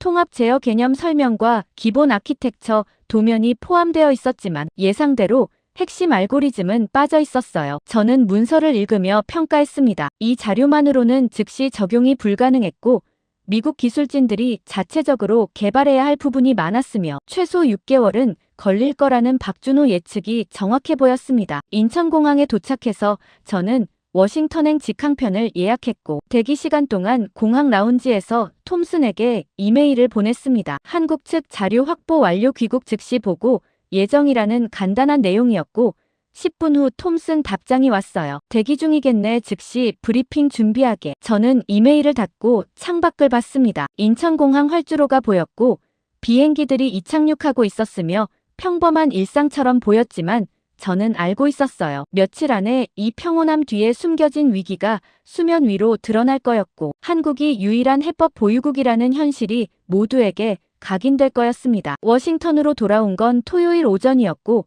저는 공항에서 곧바로 펜타곤으로 향했으며 차 안에서 노트북을 열어 박준호가 준 USB 내용을 다시 한번 정밀 분석하기 시작했습니다. 통합 제어 개념 문서를 처음부터 끝까지 읽으며 숨겨진 단서가 있는지 찾고 있었고, 기본 아키텍처 도면을 확대해서 각 구성 요소 간 연결관계를 추적하고 있었어요. 펜타곤 지하 3층 상황실에 도착하자 톰슨과 로스가 이미 대기하고 있었고, 주말임에도 불구하고 분석팀 전원이 소집되어 있었으며 정면 스크린에는 한국기술분석 긴급브리핑이라는 제목이 떠 있었습니다. 톰슨이 저를 보며 급하게 말했어요. 챈 자료 즉시 공유하게. 저는 USB를 꺼내 메인 시스템에 연결하고 파일들을 불러오기 시작했습니다. 시스템 재설계 개요 문서가 스크린에 나타났고, 통합 제어 루프 다이어그램이 확대되며 전력 냉각 생산이 하나로 묶인 구조가 표시됐어요. 로스가 화면을 보며 즉시 질문했습니다. 제어 알고리즘은 어디 있습니까? 저는 조심스럽게 대답했어요. 제공되지 않았습니다. 톰슨이 미간을 찌푸리며 물었습니다. 핵심이 빠졌다는 뜻인가? 저는 고개를 끄덕였습니다. 한국 측은 개념과 구조만 공유했고,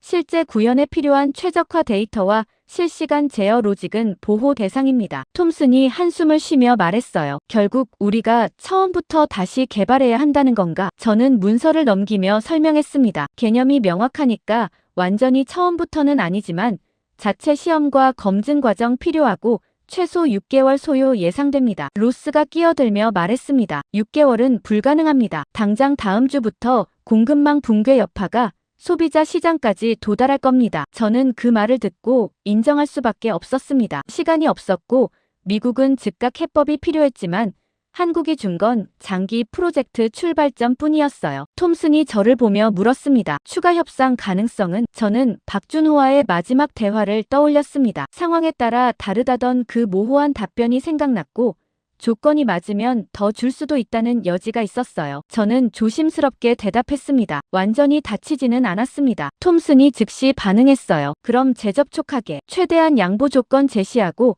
핵심 기술 확보해야 합니다. 저는 상황실을 나와 빈 회의실로 들어갔고, 노트북을 열어 USB 파일들을 다시 한번 세밀하게 분석하기 시작했습니다. 이번에는 기술 내용이 아니라 구조적 패턴을 찾고 있었고, 왜 TSMC가 정지했는지 그 근본 메커니즘을 재구성하려 했어요. 시스템 다이어그램을 겹쳐놓고 비교하기 시작했습니다. 기존 대만, 일본 시스템 구조와 한국 재설계 구조를 나란히 놓고 차이점을 추적했고, 30분 후 핵심 패턴이 보이기 시작했어요. 기존 시스템은 전력 공급 안정성을 최우선으로 설계됐고, 과부하 발생 시 즉시 차단해서 전체 네트워크를 보호하는 방식이었지만, 이 차단 조건이 외부 신호로도 트리거될 수 있었고, 일단 발동되면 연쇄적으로 확산되는 구조였습니다. 저는 추가 데이터를 불러왔습니다. 지난주 TSMC 정지 당시 전력망 신호 로그를 다시 열어 특정 시점을 확대했고, 미군 전자전 신호가 송출되기 10분 전에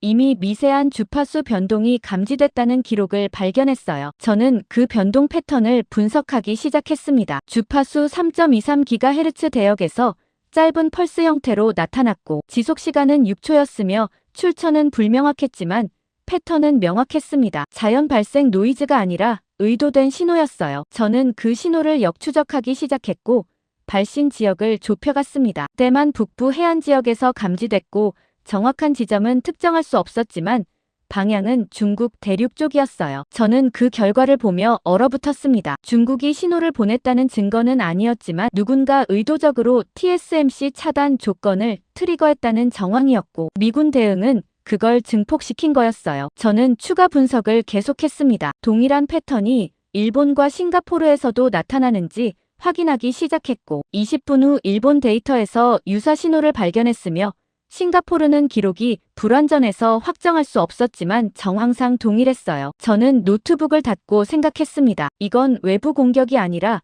시스템 내부에 심어진 시한 폭탄이었고, 특정 조건만 갖춰지면 누구든 트리거할 수 있는 구조였으며, 중국은 실험만 했을 뿐 실제 공격은 하지 않았을 가능성이 높았어요. 저는 상황실로 돌아가 톰슨에게 분석 결과를 보고했습니다. TSMC 정지가 외부 공격이 아니라 시스템 자체 취약점 발동이고, 누군가 트리거 신호를 보냈지만 출처 특정 불가능하며 동일 구조가 일본 싱가포르에도 존재한다는 내용을 전달했어요. 톰슨이 화면을 보며 물었습니다. 그럼 중국 책임은? 저는 조심스럽게 대답했어요. 직접 증거 없습니다. 실험만 했고 실제 트리거는 다른 주체일 가능성 있습니다. 로스가 끼어들며 말했습니다. 다른 주체라니 누가 이런 걸 합니까? 저는 대답하지 못했습니다. 누가 트리거했는지보다 중요한 건 시스템 자체가 붕괴 가능하게 설계됐다는 사실이었고 한국만 그걸 미리 발견하고 고쳤다는 점이었어요. 톰슨이 보고서를 닫으며 말했습니다. 일단 중국 공격 가능성은 보류하고 시스템 취약점 해결에 집중하겠습니다. 저는 고개를 끄덕였지만 동시에 불안했습니다. 취약점 해결이라고 해도 한국 기술 없이는 6개월 이상 걸릴 거였고 그 기간 동안 피해는 계속될 거였어요. 저는 제자리로 돌아와 휴대폰을 꺼냈습니다. 박준호에게 메시지를 보내야 했지만 뭐라고 써야 할지 고민됐어요. 결국 간단하게 썼습니다. 분석 완료했습니다. 추가 협의 필요합니다. 1분 후 박준호 답장이 왔습니다. 무엇을 발견하셨습니까? 저는 답장을 보며 긴장했습니다. 박준호는 제가 뭔가 찾았다는 걸 알고 있었고 그게 뭔지 확인하려 하고 있었어요. 저는 조심스럽게 답장을 썼습니다. 트리거 신호 흔적 발견했습니다. 출처 불명입니다. 박준호의 답장은 즉시 왔어요. 예상했습니다. 저는 그 답장을 보며 이해했습니다. 박준호는 이미 트리거 신호 존재를 알고 있었고 누가 보냈는지도 추정하고 있었지만 공개하지 않고 있었어요. 저는 추가 메시지를 보냈습니다. 출처 아십니까? 박준호의 답장이 왔습니다. 중요하지 않습니다. 저는 그 답장을 보며 당황했습니다. 중요하지 않다니 누가 글로벌 공급망을 무너뜨렸는지 찾는 게 최우선 아닌가 생각했지만 박준호 관점은 달랐어요. 저는 물었습니다. 왜 중요하지 않습니까? 박준호의 답장이 왔습니다. 시스템 자체가 문제고 트리거는 결과일 뿐입니다. 저는 그 문장을 읽고 인정할 수밖에 없었습니다. 박준호 말이 맞았고 누가 방아쇠를 당겼는지보다 총 자체가 장전되어 있었다는 게 근본 문제였어요. 저는 마지막 메시지를 보냈습니다. 해법 더 공유 가능합니까? 박준호의 답장은 간단했습니다. 조건 필요합니다. 저는 그 답장을 보며 예상했던 대로라고 생각했습니다. 한국은 공짜로 주지 않을 거였고 미국이 뭔가 내놓아야 추가 협력이 가능할 거였어요. 상황실 스크린에 새로운 보고가 떴고 일본 정부가 한국과 기술협력 MOU 체결 발표 예정이라는 외신 속보가 나타났으며 대만도 유사한 움직임을 보이고 있다는 후속 보도가 이어졌습니다. 저는 화면을 보며 깨달았습니다. 각국이 한국에게 줄을 서기 시작했고 미국도 그 대열에 합류해야 하는 상황이었으며 한국이 요구하는 조건을 들어줄 수밖에 없는 구조가 만들어지고 있었어요. 한국과의 기술협력 협상 테이블이 마련된 건 화요일 오전 10시였고 저는 국무부 청사 9층 대회의실에 앉아 있었으며 정면에는 태극기와 성조기가 나란히 세워져 있었고 테이블 양쪽으로 미국 측 대표단 12명과 한국 측 대표단 8명이 마주보고 앉아 있었습니다. 미국 측에는 국무부 경제차관 로버트 챈들러가 수석 대표로 앉아 있었고 국방부 기술협력국장 제니퍼 윌슨과 상무부 반도체 담당관 마크 데이비스가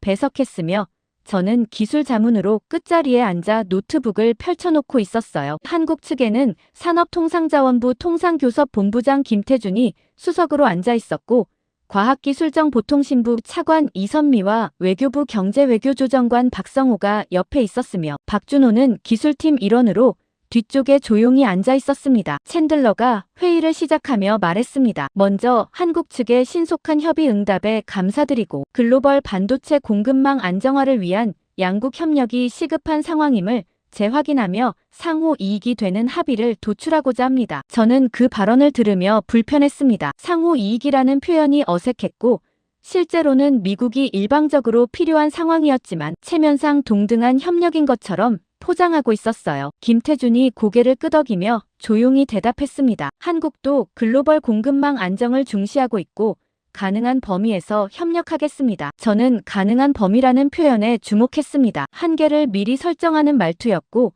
한국이 모든 걸 내놓지는 않겠다는 신호였어요. 챈들러가 본론으로 들어갔습니다. 한국이 보유한 통합 제어 시스템 기술의 완전한 이전을 요청하고 미국 생산 시설 즉시 적용을 희망하며 이를 위해 미국은 최대한 우호적 협력 조건을 제시할 준비가 되어 있습니다. 김태준이 서류를 넘기며 조심스럽게 말했어요. 완전한 이전은 어렵고 단계적 공유를 제안합니다. 챈들러가 미간을 찌푸리며 물었습니다. 단계적이라는 건 구체적으로 어느 정도입니까? 김태준이 박준호 쪽을 보며 고개를 끄덕였고 박준호가 자리에서 일어나 앞으로 나왔습니다. 그는 태블릿을 꺼내 스크린에 연결하고 자료를 띄우기 시작했어요. 화면에 3단계 기술 공유 로드맵이라는 제목이 나타났고 1단계 기본 개념, 2단계 시스템 구조, 3단계 최적화 데이터로 구분되어 있었습니다. 박준호가 설명하기 시작했습니다. 1단계는 이미 제공됐고 2단계는 부분 공유 가능하지만 3단계는 한국 독자 기술로 보호 대상입니다. 윌슨이 즉시 반응했습니다. 3단계 없이는 즉시 적용 불가능합니다. 박준호가 침착하게 대답했어요. 맞습니다. 저는 그 대답을 듣고 긴장했습니다. 박준호는 즉시 적용이 불가능하다는 걸 인정하면서도 3단계는 주지 않겠다고 선을 그은 거였고 협상 여지를 거의 남기지 않고 있었어요. 데이비스가 끼어들며 물었습니다. 그럼 미국은 어떻게 해야 합니까? 박준호가 화면을 전환하며 대답했습니다. 2단계까지 받아서 자체 개발하거나 한국 기업과 합작 생산체제 구축하는 방법이 있습니다. 챈들러가 그 제안을 듣고 표정이 굳어졌습니다. 합작 생산이라니 미국 생산시설에 한국 기업이 들어온다는 뜻이었고 핵심 기술 통제권을 한국이 준다는 의미였어요. 챈들러가 조심스럽게 말했습니다. 합작은 검토가 필요하고 우선 기술 이전 조건부터 논의하고 싶습니다. 김태준이 서류를 꺼내며 테이블 위에 놓았습니다. 한국 측 협력 조건안이라는 제목이었고 저는 그 서류를 받아 읽기 시작했어요. 첫 번째 조건은 반도체 장비 수출 규제 완화였고 한국 기업의 첨단 장비 도입 시 미국 승인 절차 간소화를 요구하고 있었으며 두 번째는 한미 FTA 재협상에서 반도체 분야 관세 완전 철폐였고 세 번째는 미국 내 한국 기업 투자 시 세제 혜택 보장이었습니다. 저는 조건들을 보며 놀랐습니다. 단순히 기술 대가가 아니라 산업 구조 전반을 재편하려는 요구였고 한국이 글로벌 반도체 공급망에서 주도권을 확보하려는 전략이 명확했어요. 챈들러가 조건안을 읽으며 난색을 표했습니다. 일부 조건은 의회 승인 필요하고 즉각 수용 어렵습니다. 김태준이 조용히 대답했어요. 이해합니다. 하지만 이게 협력 전제 조건입니다. 챈들러가 잠시 침묵했고 회의실 안이 조용해졌습니다. 미국 측 배석자들이 서로 눈치를 보기 시작했고 누구도 먼저 말하지 않았어요. 저는 그 침묵을 보며 깨달았습니다. 미국은 거부할 수 없었고 한국이 요구하는 조건을 결국 들어줄 수밖에 없었으며 협상이 아니라 통보를 듣고 있는 상황이었어요. 챈들러가 조심스럽게 말했습니다. 조건 검토하고 다음 회의에서 답변 드리겠습니다. 김태준이 고개를 끄덕이며 대답했어요. 기다리겠습니다. 그 순간 회의실 문이 열리고 보좌관이 급히 들어와 챈들러에게 쪽지를 건넸습니다. 챈들러가 쪽지를 읽고는 표정이 굳어졌고 김태준을 보며 말했어요. 잠시 휴식 시간 갖겠습니다. 회의가 중단되고 미국 측 대표단이 별도 회의실로 이동했으며 저도 따라 들어갔습니다. 문이 닫히자 챈들러가 쪽지를 테이블에 던지며 말했어요. 일본이 한국 조건 전부 수용했습니다. 저는 그 말을 듣고 충격받았습니다. 일본이 먼저 항복했다는 뜻이었고 한국 요구를 그대로 받아들였다는 의미였어요. 윌슨이 물었습니다. 대만은? 챈들러가 답했어요. 협상 중이지만 수용 쪽으로 기울고 있다는 보고입니다. 데이비스가 한숨을 쉬며 말했습니다. 우리도 수용해야 합니다. 다른 선택지 없습니다. 챈들러가 창밖을 보며 조용히 말했어요. 의회 설득이 문제입니다. 저는 그들의 대화를 들으며 생각했습니다. 불과 2주 전만 해도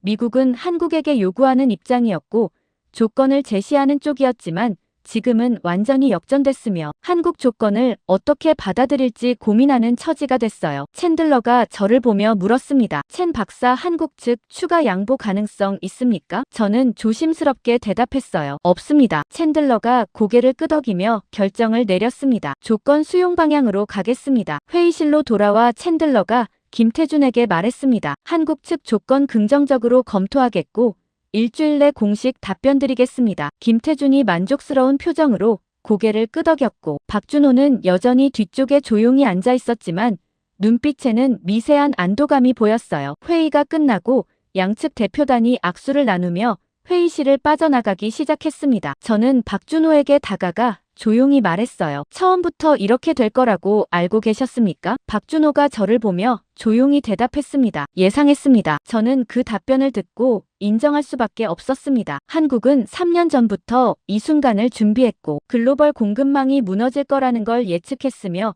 유일한 해법 보유국으로서 협상 주도권을 완전히 장악할 전략을 설계했어요. 회의실을 나와 복도를 걸으며 저는 창밖을 봤습니다. 워싱턴 거리가 평온하게 보였지만 저는 알고 있었어요. 며칠 안에 한국과의 합의 내용이 공개될 거였고 미국이 조건을 수용했다는 사실이 드러나면 국제사회 전체가 한국 중심으로 재편되기 시작할 거였으며 새로운 질서가 만들어지고 있었습니다. TSMC 복구 최종 시한이 다가온 건 목요일 오후였고 저는 펜타곤 지하 상황실에서 긴급 소집된 국가안보회의 화상 연결을 지켜보고 있었으며 스크린에는 백악관 상황실과 국무부 그리고 태평양 사령부가 동시에 접속되어 있었습니다. 국가안보보좌관 제임스 설리번이 회의를 시작하며 말했어요. 현재 TSMC 복구 실패 시 글로벌 반도체 공급 완전 중단 예상되고 자동차 가전통신 산업 전반 생산 중단 불가피하며 경제적 손실은 주간 단위 1조 달러 규모로 추산됩니다. 저는 그 숫자를 듣고 긴장했습니다. 1조 달러라니 국가 경제 전체를 흔들 수 있는 규모였고 더 이상 기술 문제가 아니라 안보 위기였어요. 국무장관 앤서니 블링컨이 화면에 나타나며 말했습니다. 한국과 협상 진행 중이지만 시간이 촉박하고 조건 수용 여부 최종 결정 필요합니다. 국방장관 로이드 오스틴이 끼어들며 조심스럽게 말했어요. 일부에서 강제 기술 확보 방안 제기되고 있고 한국 시설 직접 접근 또는 기술진 압박 옵션 검토 중입니다. 저는 그 발언을 듣고 얼어붙었습니다. 강제 확보라니 동맹국 기술을 무력으로 빼앗는다는 뜻이었고 한미 관계 전체를 파괴할 수 있는 선택이었어요. 설리번이 신중하게 말했습니다. 강제 옵션은 최후 수단이고 외교적 해결 우선입니다. 블링컨이 보고서를 보며 말했어요. 한국 측 요구 조건이 과도하다는 의견 있지만 대안 없는 상황이고 의회 일부는 수용 불가 입장이며 대통령 결단 필요합니다. 저는 화면을 보며 미국 내부가 분열되고 있다는 걸 느꼈습니다. 한국 조건을 받아들여야 한다는 쪽과 강제로라도 기술을 확보해야 한다는 쪽이 충돌하고 있었고 최종 결정권자만 선택을 미루고 있었어요. 오스틴이 추가 보고를 했습니다. 군사적 관점에서 한국 기술 의존도 증가는 장기적 리스크이고 핵심 인프라 통제권 상실 우려되며 자체 기술 확보 필수적입니다. 설리번이 물었어요. 자체 개발 소요 기간은? 저는 그 질문을 받고 자리에서 일어나 보고할 준비를 했습니다. 설리번이 저를 보며 말했어요. 첸 박사 평가 부탁합니다. 저는 노트북을 열어 분석 자료를 공유했습니다. 한국 기술 없이 자체 개발 시 최소 6개월에서 1년 소요되고 그 기간 동안 생산 중단 지속되며 경제적 피해는 누적 10조 달러 이상 예상됩니다. 화면 속 참석자들이 침묵했고 누구도 즉시 반응하지 않았습니다. 저는 계속 말했어요. 반면 한국 협력 수용 시 3개월 내 부분 복구 가능하고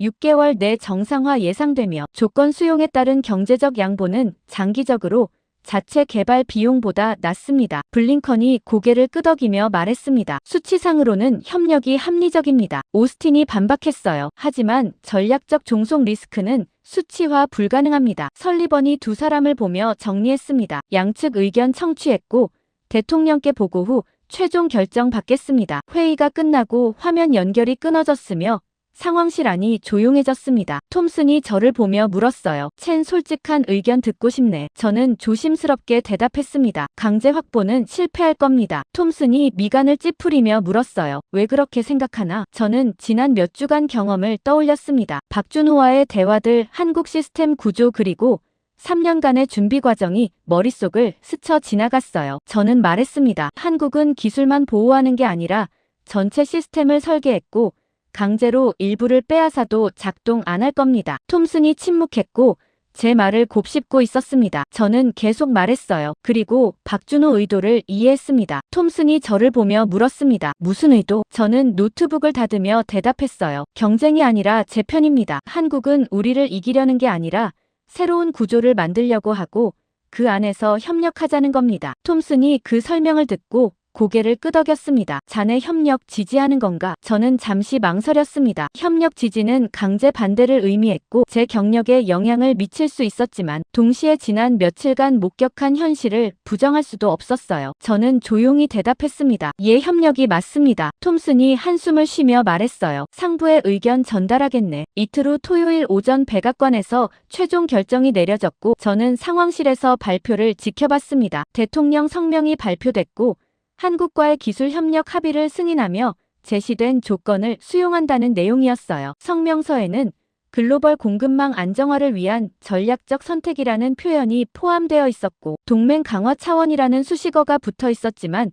실제로는 항복 선언이나 다름없었습니다. 저는 성명을 읽으며 안도했습니다. 최악의 선택은 피했고 한국과 관계는 유지될 거였으며 복구도 시작될 수 있었어요. 하지만 동시에 불편했습니다. 미국이 주도권을 잃었다는 현실을 인정해야 했고 한국 중심 질서를 받아들여야 했어요. 상황실 스크린에 후속 보도가 나타나기 시작했습니다. 일본과 대만도 한국과 유사 합의 체결 발표했고 유럽연합도 협상 개시 선언했으며 중국은 공식 입장 없이 침묵하고 있다는 소식이 연달아 떴어요. 로스가 분석 보고서를 가져왔습니다. 글로벌 반도체 공급망 재편 예상 시나리오라는 제목이었고 한국 중심 생산 체제 구축 예상된다는 결론이 명시되어 있었어요. 저는 보고서를 읽으며 생각했습니다. 불과 3주 전만 해도 미국 중심 공급망이 당연했고 한국은 부품 공급자 중 하나였지만 지금은 완전히 뒤바뀌었으며 한국이 핵심이 되고 미국이 협력자가 되는 구조로 전환되고 있었어요. 저녁 6시에 박준호에게서 메시지가 왔습니다. 결정 확인했습니다. 협력 감사합니다라는 짧은 문장이었고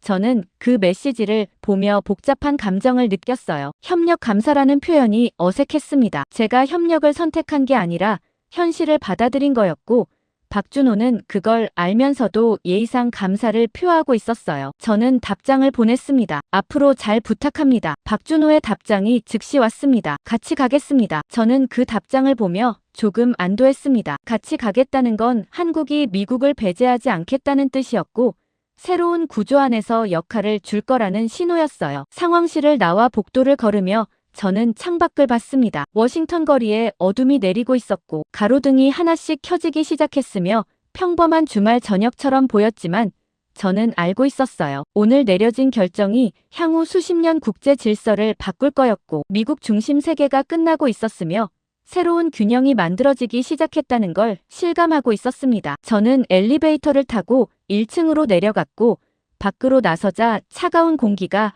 얼굴을 스쳤습니다. 택시를 잡아타며 저는 생각했어요. 3주 전 중국 로그를 처음 확인했을 때만 해도 이게 단순 기술 문제라고 생각했고 한국을 무시했으며 제 판단을 확신했지만 지금은 모든 게 달라졌고 제가 틀렸다는 걸 인정해야 했으며 박준호가 처음부터 옳았다는 현실을 받아들여야 했습니다. 한국을 무시했던 판단이 잘못됐으며 박준호가 처음 경고했을 때 들었어야 했지만 저는 듣지 않았고 그 대가를 모두가 치렀으며 결국 한국이 옳았다는 현실을 받아들이는데 3주가 걸렸습니다. 엘리베이터를 타고 1층으로 내려가는 동안 저는 보고서 마지막 문장을 되뇌었습니다. 전쟁은 시작되지 않았다, 이미 끝나 있었다는 그 문장이 계속 머릿속을 맴돌았고 한국이 3년 전부터 설계한 승리였으며 우리는 싸울 기회조차 없었다는 깨달음이 무겁게 다가왔어요.